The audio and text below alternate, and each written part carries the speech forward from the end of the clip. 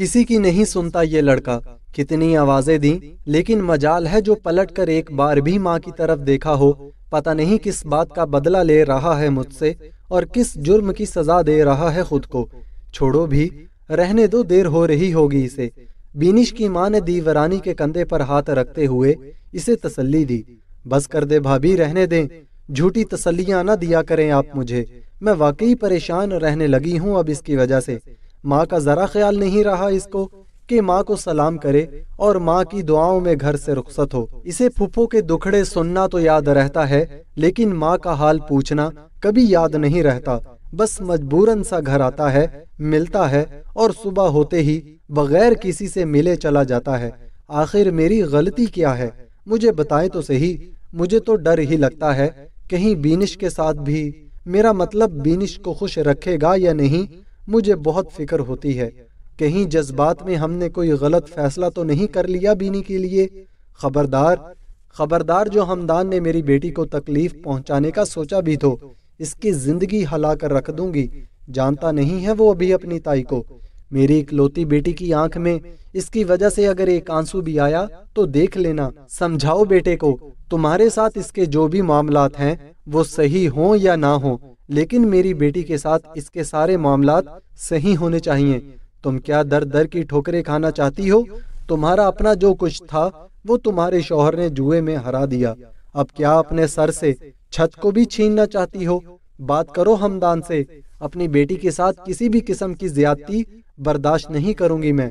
चलती हूँ, बीनी को ये हल्दी वाला दूध दे आऊं, तब तक तुम नाश्ता देख लो। जी भाभी, वो शर्मिंदगी से सर झुकाए नाश्ता बनाने में मसरूफ हो गईं। हमदान का किसी लड़की के साथ चक्कर चल रहा है क्या? वो बीनी के कमरे में दाखिल होते हुए बोली। नहीं मामा, ऐसा कुछ नहीं है। बीनी ने हैरत से माँ को देखा, जैसे इसे यकीन ही ना आया हो इनके सवाल पर।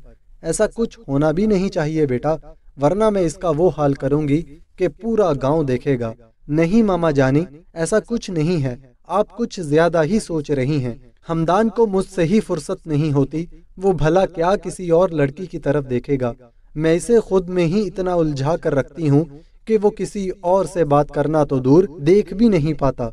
अच्छा, तुमने अली को जो कॉल की थी कि हमदान हॉस्टल नहीं है, घर आया कि नहीं, वो सब क्या था?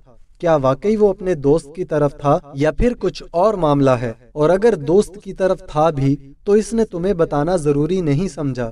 क्यों मामा? वो इसलिए क्योंकि इसका फोन चार्ज नहीं था। मुझे लगा शायद घर आया हो, लेकिन हर साल वो नूर की बरसी वाले दिन घर जरूर आता है।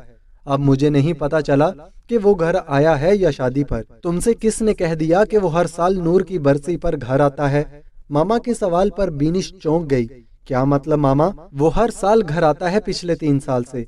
ये कह कर के फुफ्फो से मिलना जरूरी है, वो इस दिन बहुत दुखी होती हैं। क्यों, घर नहीं आता क्या? अब मेरी आंखें इतनी भी बंद नहीं होती जो वो घर आए और मुझे दिखाई न दे, या फिर वो इतनी छोटी चीज तो है नहीं जो दरवाजे के नीचे से अंदर आ जाए और हम देख न सकें।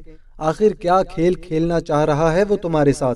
पता नहीं मामा, मुझे जो पता था मैंने आपको बता दिया। मुझे तो यही कहता था कि घर जा रहा हूँ, रात तक वापस आ जाऊंगा। ये माँ बेटा मिलकर कुछ तो खिचड़ी पका रहे हैं, लेकिन मेरी नजरों से बच नहीं पाएंगे।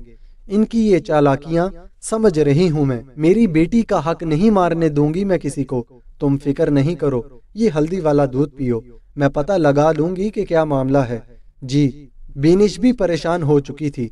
वो किसी गहरी सोच में गुम कमरे से बाहर आईं और नंद के कमरे की तरफ बढ़ीं। आए भाभी, आपको दरवाजा खटखटाने की क्या जरूरत है? आपका अपना घर है, जब चाहें आ सकती हैं यहाँ। नूर की मम्मा खुशी खुशी इनके इस्तकबाल में खड़ी हो गईं। बस बस रहने दो, सब याद है मुझे कि ये मेरा घर है और तुम किसी बोझ की तरह मेरे घर में पड़ी हो। पता नहीं कब जान छूटेगी तुमसे। खैर, मैं कुछ पूछने आई थी तुमसे।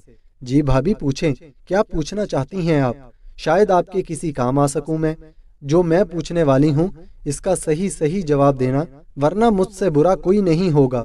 नूर की बरसी पर हर साल हमदान तुमसे मिलने आता है क्या? जी भाभी, लेकिन हुआ क्या है? अच्छा, वाकई वो हर साल नूर की बरसी पर घर आता है तो मुझे नजर क्यों नहीं आता? मैंने तो एक बार भी नहीं देखा इसे यहाँ आते हुए और जाते हुए। जी भाभी, وہ رات کو آتا ہے اور رات کو ہی واپس چلا جاتا ہے۔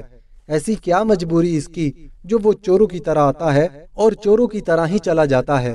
پتہ نہیں بھابھی، اب اس بات کا جواب تو آپ کو وہ خود ہی دے سکتا ہے۔ جواب تو میں اس سے لے ہی لوں گی، تم فکر نہ کرو۔ اور اگر اس نے میری بیٹی کو دھوکہ دینے کا سوچا بھی تو بہت پچھتائے گا۔ غصے میں کمرے سے باہر نکل گئیں۔ پچھتا تو ہم سب ہی رہے ہیں بھابھی۔ حمدان کیا دھوکہ دے گا آپ کی بیٹی کو؟ وہ تو خود آپ کا قرض دار ہے، بلکہ وہ ہی کیوں، ہم سب آپ کے ہی قرض دار ہیں۔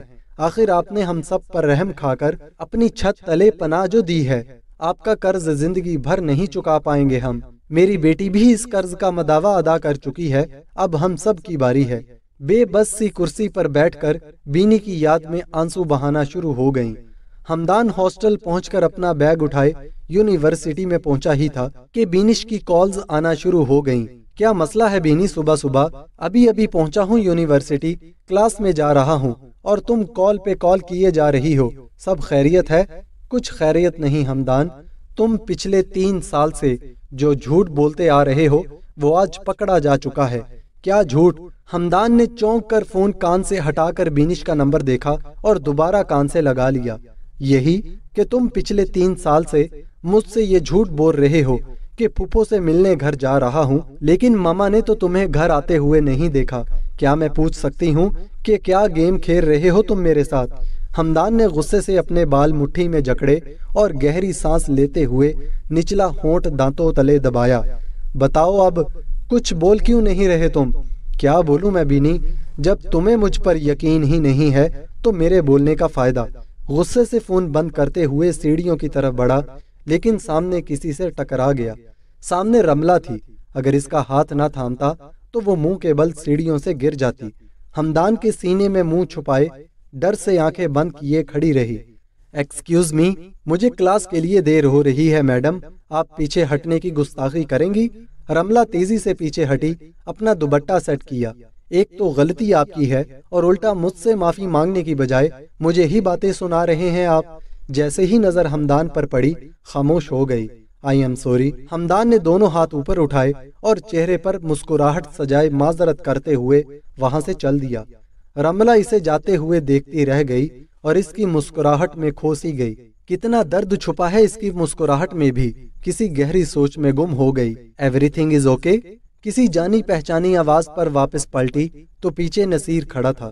رملہ اس کی بات کا جواب دیے بغیر چپ چاپ وہاں سے چلی گئی۔ اپنوں پہ ستم، غیروں پہ کرم، ارے واہ کیا کہنے محترمہ کے۔ ادھر ملک حمدان نے مسکرا کر دیکھ کیا لیا اسی کی خیالوں میں کھو گئی، اور ادھر میں ہوں جس کی بات کا جواب دینا بھی گوارا نہیں کیا۔ خیر کوئی بات نہیں، نہ دو جواب، کیونکہ کچھ دنوں تک تمہیں ایسا جواب دوں گا کہ یاد رکھو گی۔ بس کچھ ثبوت اور مل جائیں، پھر دیکھنا تم دونوں کی دنیا کیسے پلٹتا ہوں میں۔ بے باکی سے فون میں اتاری رملہ اور حمدان کی تصویریں دیکھ کر مسکرا دیا۔ پہلے سوچا تھا بینش کو تم دونوں کی سچائی بتا دوں، لیکن پھر سوچا بینش ہی کیوں، پوری یونیورسٹی کو تم دونوں کے رشتے کے بارے میں پتہ چلنا چاہیے۔